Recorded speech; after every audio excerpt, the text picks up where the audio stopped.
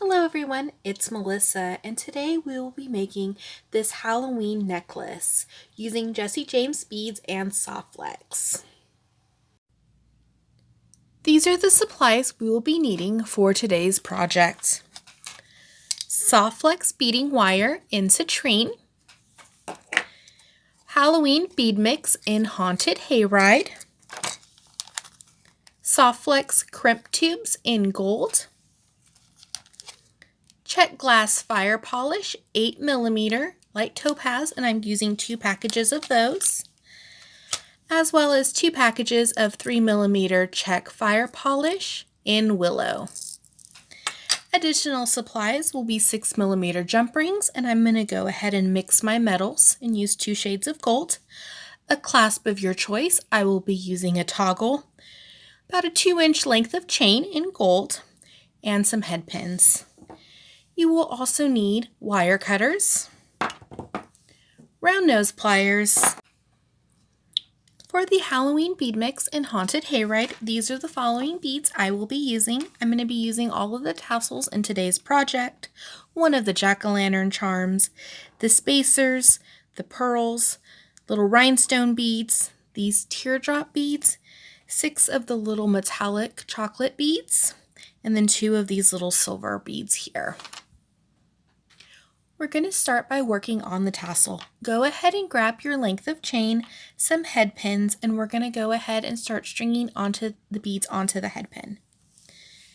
So I'm going to go ahead and string on one of the rhinestone beads, a spacer bead, and a pearl. I'm going to make 4 of those components, and I'm going to set them off to the side. Once you have completed your 4 little dangles, go ahead and pick up a new head pin, slide on one of the metallic beads and one of the orange beads, and you're going to go ahead and make 6 of those. Once you have all your beads strung onto your head pins, I'm going to move these 2 little orange tassels and the silver beads off to the side. We're going to use those at the end of our project. Go ahead and bring in your 6mm jump rings. We're going to go in and make a wrapped loop or a simple loop and attach them to the chain. Okay, I'm going to be making a simple wrapped loop on mine. Go ahead and pick up your head pin, grab your round nose plier, and just roll it back into the bead. Just like that. We'll then do it again on the pearl. And just roll it back in. Then you want to go ahead and make sure that your loops are closed so they do not fall off the jump ring. Now we're going to start to assemble the tassel. Go ahead and grab one jump ring and open it up. And when you open up a jump ring, you never want to pull it side to side. That's going to cause it to lose shape. You always just want to twist it open. Go ahead and string on the jack-o'-lantern charm and attach it to the very bottom link of your chain. Then go ahead and close it up. Now if you want more dangles, it's totally up to you, or if you want to space them out and maybe start adding them in the middle. If you only want to add 1 inch, it's totally up to you and your design element. So what I'm going to do is go ahead and add 2 of the little orange beads and a tassel. And then 2 of my pearl beads and a tassel. And then that leaves me with 2 extra little beads, and we're going to go and put those off to the side for right now. So to add your tassel, you go ahead and open up that other jump ring, attach the little tassel onto it, and just measure where your jack-o'-lantern is, how far up on the chain that you need to go. Then just go ahead and close it. And you'll just look like that. And you just keep building it to the desired length that you like, and you can always mix your beads if you want 1 orange and then 1 pearl bead. Totally up to you. And we're just going to keep working on our tassel, opening up the jump ring. And if you want, you can slide multiple charms on your jump ring and just have it hang off to the side. I'm just going to put 1 charm on each jump ring. That way my color of my jump rings stand out a little bit better against the metal. Then you just go ahead and keep adding on those little dangles.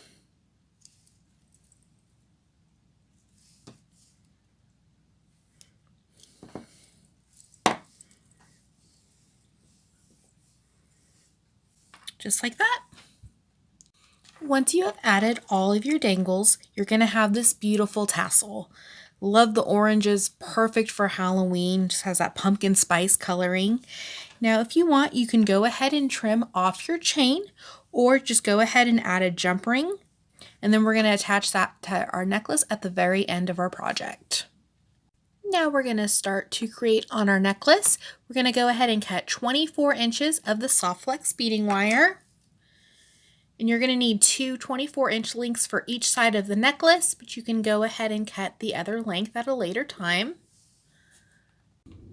Now we're going to get started on our necklace. You will need the 3mm check glass beads as well as the 8.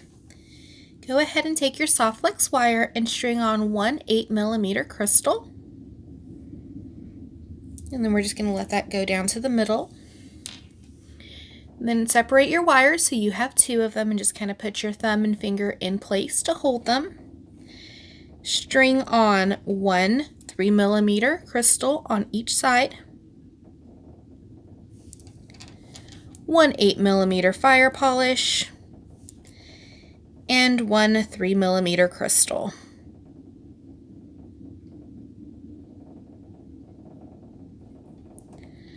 So you should have that, a 3, an 8, and a 3. Just let them go ahead and slide down. Okay, so far, we should have 3 of the 8mm and 4 of the 3mm. Now we're going to go ahead and pick up an 8mm crystal, slide it down, and with the other cord, we don't want to go the same way that the other cord is going. We want to go the opposite way. So my first cord is going through the bottom of the bead. I'm just going to go through the top there, and that's going to cause it to crisscross. And then I just hold the two little ends here, and then I'm just going to go ahead and slide down that crystal bead. And just like that, you have a little unit. You have 4 of each, the 3mm and the 8mm, and we are just going to continue that pattern till we get to the desired length of one side of our necklace. So then we go ahead and take our wires. We ended on an 8mm, so we're going to go ahead and take a 3mm and string it on. Now that last 8mm that we just strung on does count as the first bead for the next unit. So we're going to be stringing on a 3mm, an 8mm, and a 3mm, and then we're going to crisscross that 8mm. Oops. Added the wrong bead. Okay, and we're just going to go and let those slide down. So this is what our necklace should look like so far. We have the completed unit. We have one of the 8mm, a 3, an 8, and a 3 on each side. Just going to bring that back up. String on that 8mm bead. Then we're going to go in through the opposite way here. String that through. Just go ahead and give it a pull. And just like that, you have 2 units done. Go ahead and continue until you get to the desired length that you need. Once you have reached the desired length of your necklace, you're going to add on a 3mm, an 8mm, and a 3mm on each side of the soft flex wire.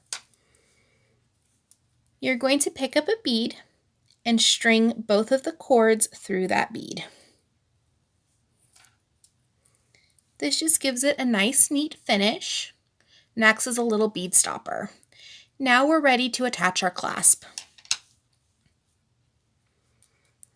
Make sure that the soft flex is even. You can always trim it.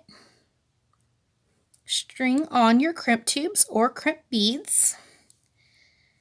And then we're just going to go ahead and attach the clasp.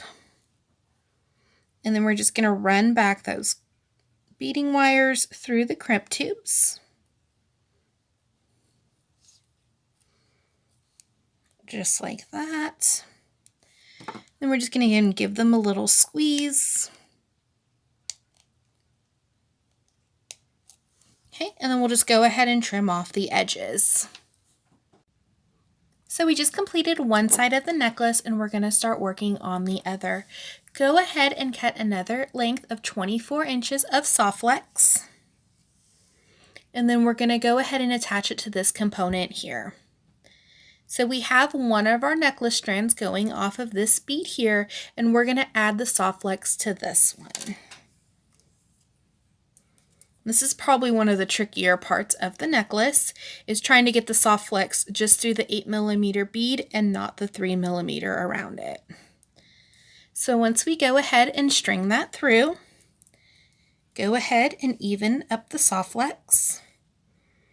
So you have a nice even length to work with on the other side of your necklace. And then once you start stringing on the beads, you'll see that it does form a little V pattern. Now we're just going to continue to work onto our pattern, and we're just going to copy this side of the necklace here. So string on a 3mm, an 8mm, and a 3mm on each side of your soft flex, and then go ahead and string on that 8mm. And then you're going to go ahead and get your pattern. You have that little V shape, and then just keep working till your desired length. Now that we have completed the other side of the necklace, we'll go ahead and add our clasp just like we did on this side. And then don't worry if it is kind of buckling or not laying flat, it'll straighten up in no time. So we're going to go ahead and add on our clasp on the other side. We have just completed the base of this necklace, and now we're going to go ahead and add the embellishments. Go ahead and grab your jack-o'-lantern tassel. I went ahead and attached a 6mm jump ring to the top of the tassel, and we're just going to go and open up that jump ring. On the base of your necklace, the focal should be a 3mm fire polish bead, and we're going to go ahead and stick that 6mm jump ring right over it, and it will be big enough so it can just slide right over that bead. And just like that, your beautiful necklace has a very cute tassel. And if you wish to add any more dangles or embellishments, just open up a 6mm jump ring, attach your bead dangle or your tassel, and attach it to any of the 3mm beads along the base of your necklace. Just like that, you have created a beautiful fall or Halloween inspired necklace. This is the beautiful necklace that we have created with today's tutorial. Thank you so much for watching and have a wonderful day.